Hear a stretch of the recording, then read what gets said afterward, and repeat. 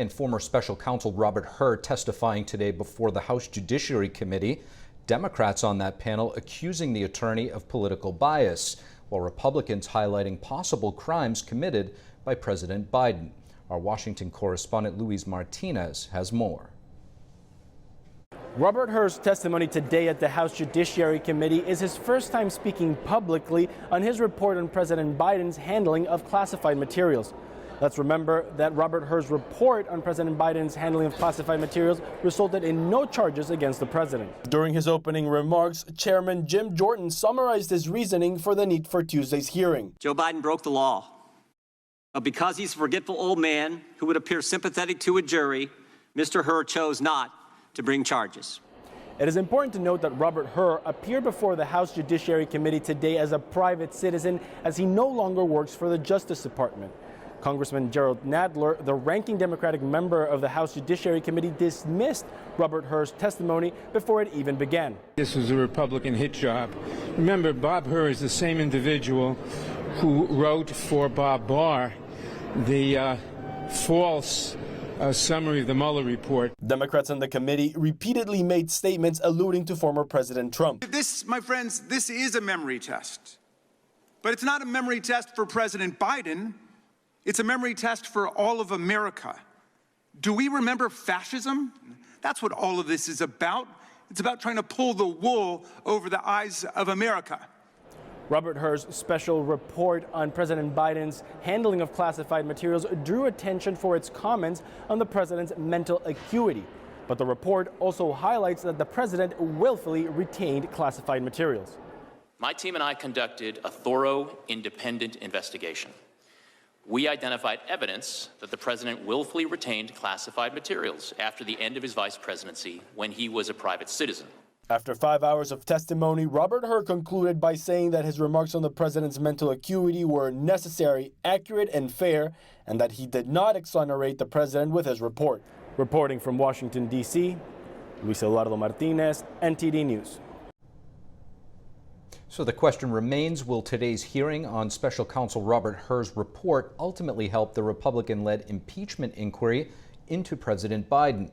Political strategist Mark Serrano says it will, and he joins us now to assess. Mark Serrano, thank you so much for joining. Hi, Steve. Thank you. Of course, Mark, earlier today, House Judiciary hearing testimony on special counsel Robert Hur's findings in his investigation of President Biden's handling of those classified documents. Chairman Jim Jordan pressing Hur on Biden's knowledge of the rules governing classified documents, saying pride and $8 million in a book advance were his motivation for willfully breaking those. How damaging is this acknowledgement, and will this help the GOP impeachment inquiry? Yeah, I think so, Steve. Look, if you take a step back to when Hur filed his report, the White House was very anxious to portray Hur, a prosecutor in the Department of Justice, as biased and a hatchet man for the Republicans. Hur's testimony demonstrates today that's false. The transcript of Biden's interview, which was released, demonstrates that false and that Joe Biden lied under oath.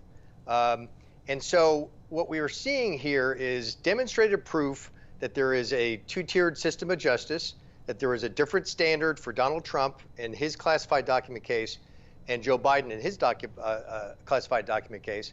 The record shows that he had documents all over the place, in his basement, in his den, in his garage, at the Biden Center, all, like you said, to help him with his $8 million book advance and writing a book with his ghostwriter who had no security clearance whatsoever.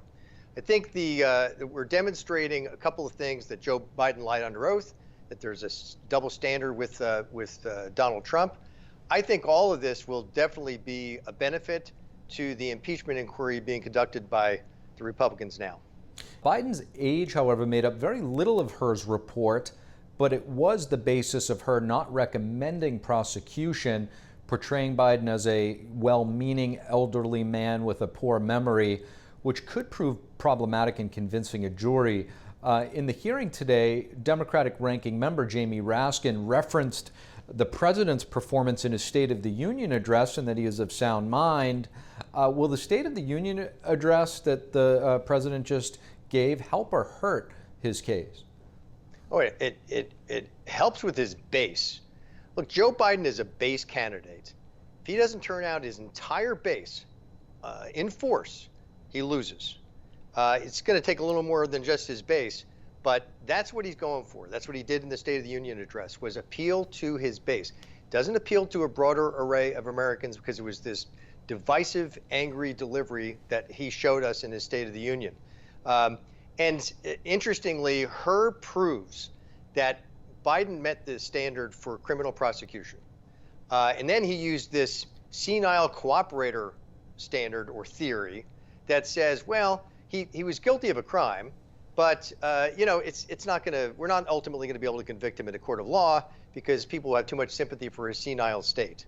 I'm of the belief, Steve, that Joe Biden is well enough to serve as president. Is he senile? Is he off? Is he suffering from dementia? Sure, all those elements seem to be there, but he's still in charge. He's a cranky old guy in the White House.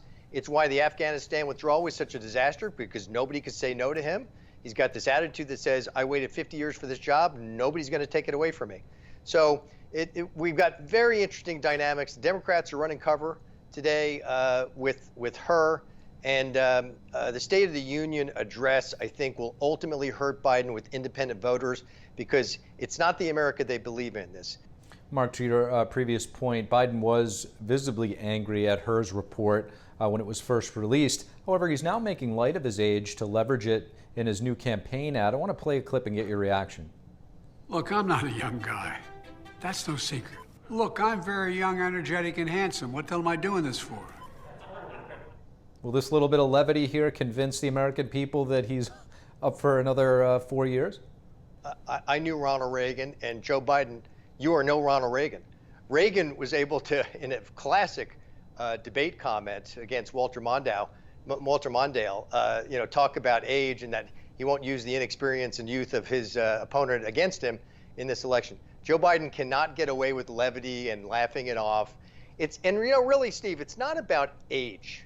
Age itself is not an indicator of fitness for office. Everybody knows that. Donald Trump's 77 years old. He is more than fit than ever to serve in office. It's not about age itself. It's about the effects of aging that is very specific to each individual. The effects of aging on Joe Biden are deteriorating him and his ability to be a decision maker, his ability to command the office of President of the United States. Mark Serrano, really appreciate you joining us. Thank you. My pleasure. Thank you, Steve. And the House is set to vote tomorrow on a bill that will determine the future of TikTok. Members of Congress say it's about protecting national security. NTD's Jack Bradley has more.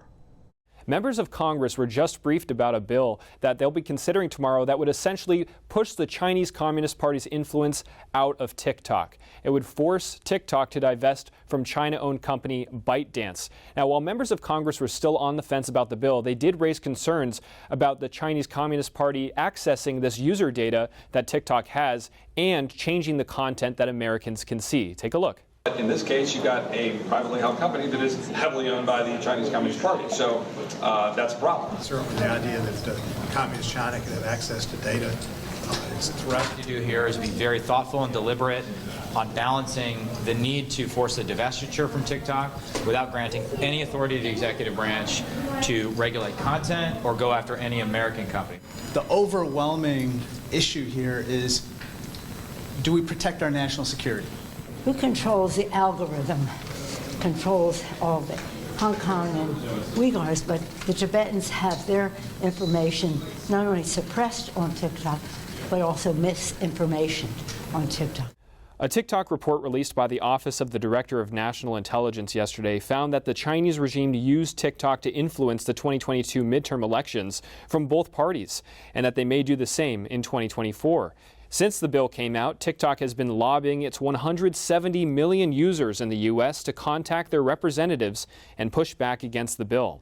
Lawmakers of the House Select Committee said TikTok is spreading false claims by saying it's a total ban rather than getting rid of the Chinese regime's influence. The bill needs a 2/3 majority vote to pass as it's being considered on an expedited process. Jack Bradley, NTD News. Amid crisis at the southern border, House Democrats have launched a new task force seeking to address the record influx of illegal aliens. Speaking at a press conference today, several Democratic lawmakers rallying behind the Senate border package while blaming Republicans for blocking it.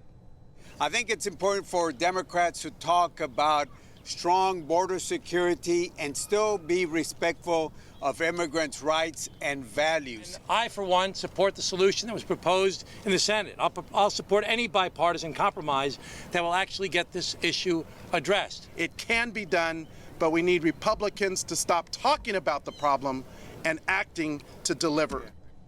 The Democrats for Border Security Task Force, spearheaded by Congressman Henry Cuellar, calling for a comprehensive immigration reform and vowing to put the Senate border bill on the House floor. The measure was blocked by Senate Republicans back in February. Besides border policy, it also tucked in $60 billion worth of aid for Israel and Ukraine. And House Republicans' razor-thin majority has just got even thinner. Congressman Ken Buck today announcing he'll be resigning from Congress at the end of the week. In a statement on X, the Colorado lawmaker said he's looking to stay involved in the political process and spend more time with his family. Buck has sparred with many other House Republicans over issues ranging from the 2020 presidential election to the impeachment of Homeland Security Secretary Alejandro Mayorkas. He's also a staunch critic of former President Trump. Buck announcing last year that he would not be seeking re-election, citing concerns surrounding his party's stance on the 2020 election and the January 6th Capitol breach. And in the upcoming Colorado congressional primary, GOP Congresswoman Lauren Boebert is switching districts to replace Buck. That election will take place in July. Thank you for watching the Capitol Report. If you want to see our full broadcast, check us out at epochtv.com.